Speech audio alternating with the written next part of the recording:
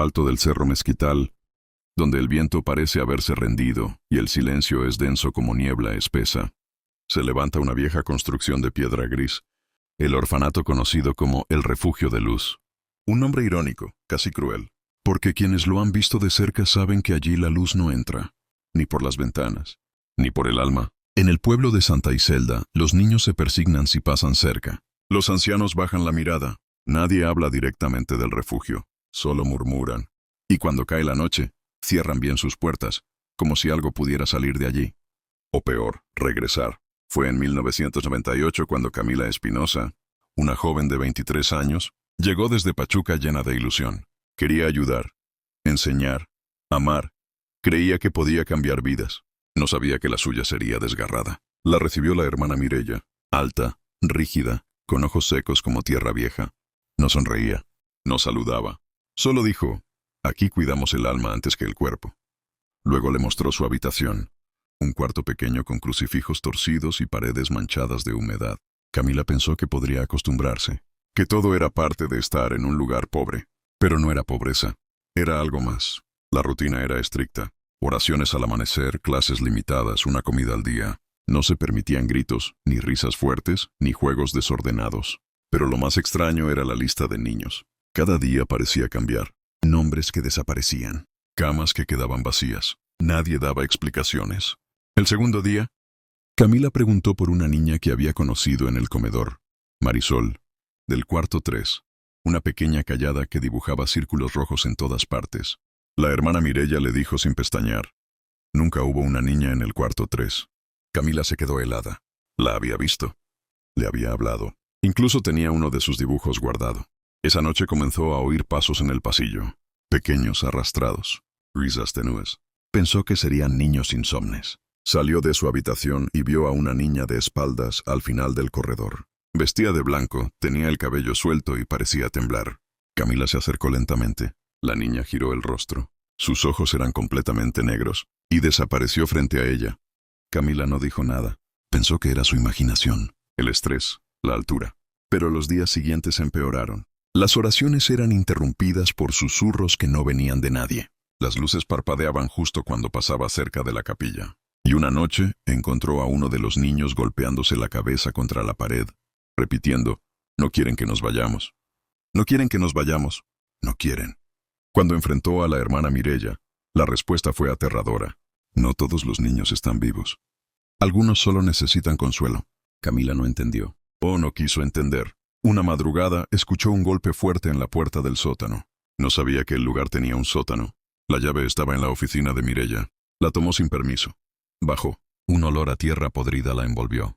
En la penumbra vio lo imposible. Camitas oxidadas, juguetes antiguos, cadenas sueltas y huesos. Pequeños, frágiles, humanos. Camila vomitó. Subió corriendo. En la entrada la esperaba Mireya. Le dijo con calma, «Los padres nos los dejaron. Nosotros solo los cuidamos. Para siempre». Intentó huir al amanecer, pero las puertas no abrían. El teléfono no tenía línea. La camioneta que usaban para ir al pueblo estaba cubierta por raíces, que no estaban allí el día anterior. Esa noche, los niños la rodearon, decenas. Algunos tenían partes del rostro faltantes. Otros tenían la piel de un gris enfermizo. Y todos repetían en unísono, «Quédate, quédate, quédate». Camila perdió el conocimiento. Despertó días después en su cama. La hermana Mireya le sonrió por primera vez. «Te eligieron. Ahora eres parte del refugio». Le colocó un rosario al cuello, pero no era como los demás. Era viejo, hecho con dientes. Desde entonces, Camila nunca más fue vista en Pachuca. Su familia denunció su desaparición, pero nadie fue al Cerro Mezquital. La policía dijo que no había orfanato alguno registrado como el Refugio de Luz. Años más tarde, un grupo de exploradores urbanos subió al cerro. Grabaron parte de la estructura, ahora en ruinas. Pero al fondo del video, en una ventana del segundo piso, aparece una mujer joven con hábito oscuro sosteniendo la mano de una niña. Ambos miran fijamente a la cámara. Cuando el explorador se da vuelta, ya no hay nadie en la ventana. El video fue eliminado de la red. Pero en Santa Iselda, todavía hay quienes dicen que si subes al cerro en silencio, puedes escuchar el canto suave de los niños. Y a una joven maestra que les cuenta cuentos en la oscuridad. Dicen que el refugio no es un lugar, es un eco, una prisión de inocencias atrapadas. Y una luz que no alumbra, sino devora. Lo más aterrador no es lo que se ve, sino lo que se escucha. Esta historia fue silenciada por años. Hasta hoy, la monja del Hospital Civil, en el corazón de Guadalajara, entre el bullicio de ambulancias y el lamento sordo de los pasillos interminables, se alza el Hospital Civil, una institución con siglos de historia, lugar de nacimientos, muertes, curaciones y tragedias. Pero hay una historia que no figura en ningún archivo médico, una historia que no puede comprobarse, pero que muchos han vivido, la de Sor Manuela Lozano Mendoza. Sor Manuela llegó al hospital en 1968, enviada por su congregación como parte de un programa de atención humanitaria. Desde el primer día, se convirtió en algo más que una enfermera. Era madre, consuelo, consagración. Su presencia imponía respeto, pero también alivio. Cada paciente sentía que con ella cerca había esperanza. Cuidaba a los enfermos terminales como si aún tuvieran décadas por vivir. Dormía poco, rezaba mucho. Era el alma del hospital. Durante 24 años, Sor Manuela caminó esos pasillos sin queja alguna, hasta que en 1994 fue diagnosticada con un cáncer tan agresivo que la fulminó en menos de 3 meses. Sus últimos días los vivió en una cama del mismo hospital, donde había salvado tantas vidas. Murió en paz, con una sonrisa y un rosario entre las manos. O al menos, eso creyeron todos. Las primeras señales comenzaron semanas después del funeral. Una paciente en cuidados intensivos aseguró que una monja le había acariciado el rostro durante la madrugada y le susurró al oído que no tuviera miedo. «Te vas a poner bien», dijo, y lo hizo. Lo curioso es que en esa zona ya no trabajaban monjas desde hacía años. Nadie encontró a nadie con hábito. Los testimonios crecieron. Enfermos aseguraban haber sido visitados por una mujer de voz suave, hábito blanco y una mirada llena de luz. Algunos dijeron que les limpiaba las heridas, les sostenía la mano o incluso les cambiaba el suero, siempre en la madrugada, siempre en silencio. Los médicos y enfermeros comenzaron a hablar entre ellos, al principio en voz baja. Decían que en ciertas noches, especialmente cuando alguien estaba a punto de morir, se escuchaban pasos suaves por el pasillo, que alguien abría la puerta, entraba, y la luz de la habitación parpadeaba levemente. Cuando entraban a revisar, el paciente estaba dormido, pero más tranquilo. Uno de los casos más impactantes ocurrió en 1997. Un joven llamado Diego, con diagnóstico terminal por leucemia, despertó una noche diciendo que la monja le había dado permiso para quedarse un poco más. Vivió 5 años más. En su expediente médico, un doctor escribió: remisión inexplicable. Paciente dice haber recibido bendición. No todos los encuentros fueron pacíficos. Un guardia nocturno contó que una noche vio a una monja parada frente a la capilla del hospital. Pensó que era una visitante rezando, pero cuando se acercó, ella se giró con lentitud. Sus ojos estaban completamente negros. El guardia salió corriendo y renunció esa misma semana. Dijo que desde entonces soñaba con pasillos vacíos y una figura que lo observaba desde las sombras. A veces, la presencia de Sor Manuela parece salvadora. Otras, es simplemente aterradora. Algunos enfermeros creen que no ha podido descansar, porque sigue sintiendo responsabilidad por el hospital. Otros que su alma fue atrapada por tanto dolor ajeno que absorbió durante su vida.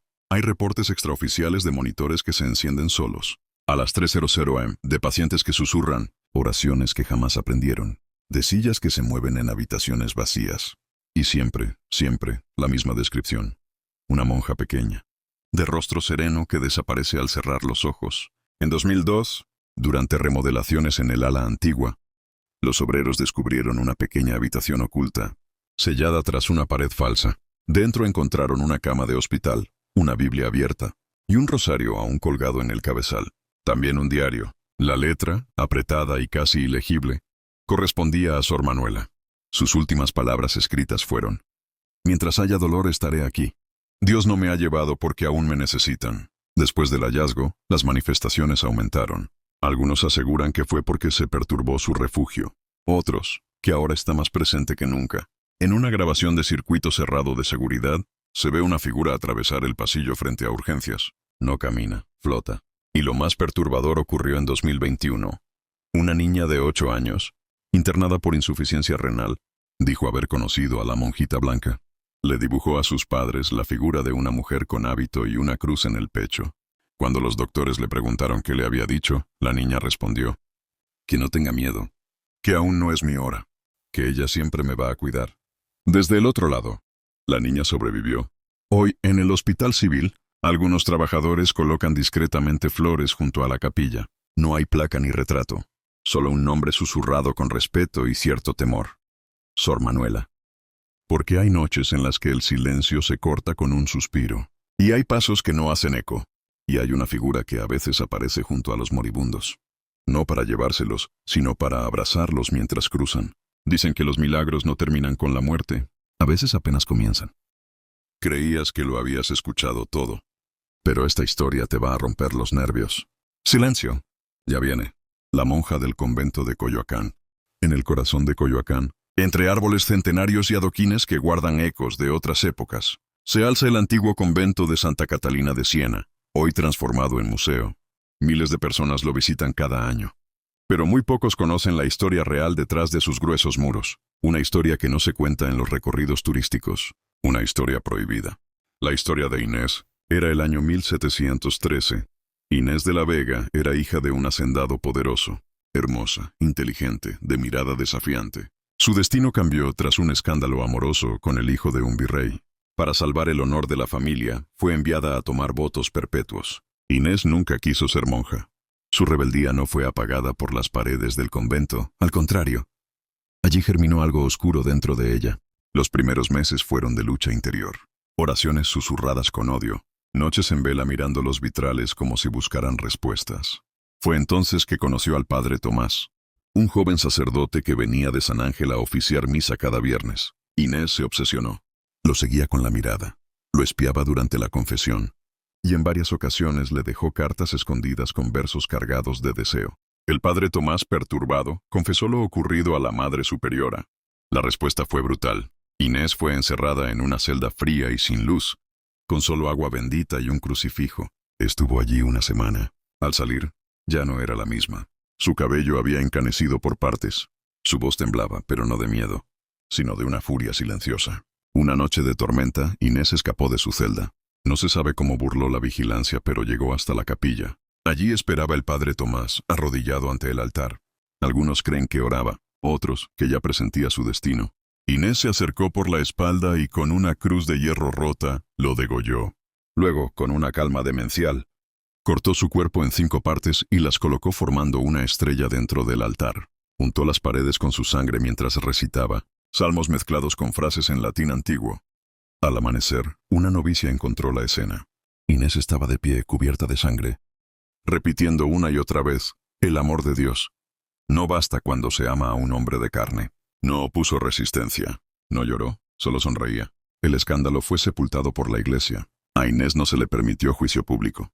Fue condenada a ser emparedada viva en una de las paredes del convento, detrás del altar mayor. Un obrero selló los ladrillos mientras ella, aún consciente, cantaba una letanía propia, una especie de salmo blasfemo, que hablaba de amores imposibles y redenciones invertidas. A nadie se le permitió mencionar su nombre de nuevo. Se borró de los registros. Fue como si jamás hubiese existido. Pero el muro no pudo contenerla. Años después, las hermanas comenzaron a escuchar golpes detrás de las paredes. Al principio eran suaves, como uñas arañando piedra. Luego se hicieron más intensos. Una monja murió de un infarto, tras escuchar una voz femenina, susurrándole su nombre mientras rezaba el rosario. Otra fue encontrada de rodillas frente al muro, con los ojos en blanco y la palabra Inés escrita en sangre en su hábito. Durante la Reforma, el convento fue abandonado.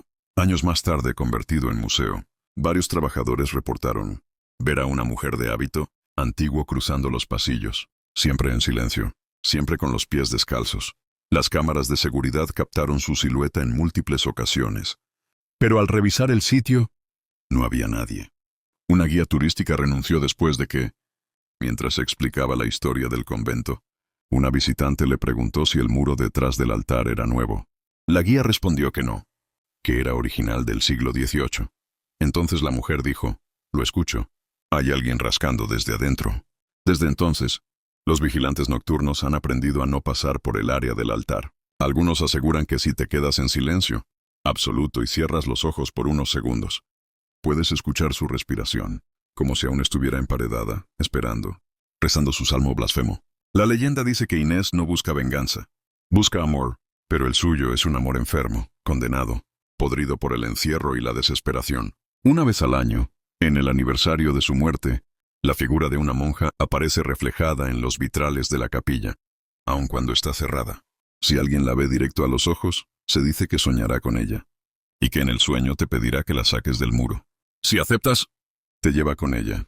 Y lo peor no es que nadie cree en la historia. Lo peor es que algunos sí la creen, y por eso van al convento por la noche, buscando el muro, buscando el golpe, buscando a Inés. Y a veces, solo a veces, el muro responde. ¿Estás seguro de querer seguir? Respira hondo, porque lo que estás a punto de oír es aún más perturbador. El convento maldito. Los rayos rasgaban el cielo nocturno, iluminando por instantes un horror que desafiaba la fe. El convento de Santa Aradia, antaño un bastión de piedad entre las montañas, era ahora un matadero silencioso. La hermana Cecilia, o lo que quedaba de ella, caminaba por los pasillos empapados en sangre. Sus uñas, antes impolutas, ahora gruesas y ennegrecidas, goteando la vida de sus hermanas. La posesión no era solo una palabra, era una deformación grotesca, una perversión del alma y la carne. Todo comenzó una noche de tormenta, cuando Cecilia encontró un libro oculto bajo el altar mayor. No tenía título, solo cubiertas de cuero seco y páginas escritas en un idioma antiguo, que parecía arder al pronunciarse. Desde que lo leyó, cambió. Al amanecer apareció cubierta de sangre, con la mirada ida. Esa misma mañana, el padre Ramiro, confesor del convento, fue hallado colgado en el campanario, con las uñas arrancadas y un mensaje rasgado en piedra. No lean en la oscuridad. Las demás hermanas comenzaron a escuchar voces. En los vitrales de la capilla, los santos se movían, las vírgenes lloraban sangre. Cecilia ya no era Cecilia. Su piel estaba pálida y agrietada. Sus ojos se tornaban negros por momentos y murmuraba lenguas imposibles. Quienes la miraban directo a los ojos, caían de rodillas o entraban en convulsiones. La Madre Superiora Sor Inés intentó un exorcismo, pero el demonio habló con la voz de la misma Inés diciendo, «Yo soy la fe podrida». Desde entonces la muerte se volvió común en el convento. No era una matanza directa. Era peor. Las monjas se quitaban la vida. Cortaban sus venas con crucifijos. Se ahorcaban con sus hábitos. O simplemente se abrían el cráneo contra las paredes. Algunas lo hacían cantando salmos, otras en silencio, como si obedecieran una orden que nadie más podía oír. Las pocas sobrevivientes se encerraron en la biblioteca del convento, que había estado clausurada desde hacía siglos. Mientras apilaban muebles y crucifijos para bloquear la puerta, hallaron una carta detrás de un estante polvoriento. Era del abad que fundó Santa Aradia. Decía, encerramos a la entidad en la carne de una novicia y la sellamos bajo el altar, pero no lo destruimos. Si leen esto ya es tarde. Y lo era. Afuera, los pasos de Cecilia retumbaban, tum, tum, tum, como un martillo que golpeaba directo al alma. Nadie se atrevía a abrir. Los vitrales lloraban, los cuadros sangraban, y los crucifijos se derretían. Una de las hermanas, Sor Aurora, comenzó a vomitar dientes. Dijo haber soñado con una niña vestida de blanco, que la obligaba a pronunciar pasajes del libro. Esa niña apareció esa misma noche. Golpeó la puerta. Tenía los ojos blancos y cargaba una muñeca antigua con una boca en el torso. Dijo llamarse Inés. Las monjas desesperadas la dejaron entrar. Fue su error final. La muñeca comenzó a recitar versículos infernales. El techo se agrietó. Las paredes susurraban nombres, y los cadáveres de las monjas fallecidas comenzaron a levantarse, uno a uno, rezando salmos al revés, con los cuerpos quebrados y los rostros irreconocibles. El convento ya no era un lugar sagrado. Era una iglesia invertida, un altar del dolor, un eco de los condenados. La hermana Lucía, la más joven, tuvo una visión, una daga escondida bajo el altar original. Entendió su propósito. No era para matar al demonio, sino para sellarlo con su sangre. Debía morir una alma pura. Se arrodilló. Se clavó la daga y susurró los nombres de las primeras mártires. El suelo tembló. Cecilia gritó con voces múltiples, y el silencio volvió. El demonio no desapareció, solo se durmió. Cecilia cayó como un cadáver vacío. Las puertas del convento se cerraron solas. La neblina se disipó. Solo 2 hermanas sobrevivieron, pero sabían que aquello no había terminado.